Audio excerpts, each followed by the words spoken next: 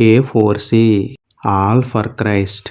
రేపటి నుండి పరిశుద్ధంగా బ్రతికేద్దాంలే అని నేటి దినమును నిర్లక్ష్యం చేస్తున్నావా? ఈ రాత్రి మరణం సంభవిస్తే నీ ఆత్మ ఏమవునో తెలుసా? ప్రార్థన. ప్రేమమయుడే, కృపామయుడే, పరలోకమందున్న మా తండ్రి, శక్తిగల మీ నామమునకు స్తోత్రములు దేవా.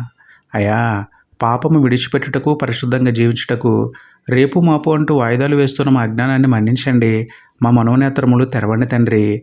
నీటి బుడగ వంటి మా జీవితంలో ఎప్పుడు చనిపోతామో తెలియని ఈ బ్రతుకులో ప్రాణముండగానే పాపం విడిచిపెట్టి బ్రతుకుండగానే మీ యందు భయం కలిగి ప్రవర్తించే సంపూర్ణ మారుమనసు మాలో పుట్టించండి నాయన.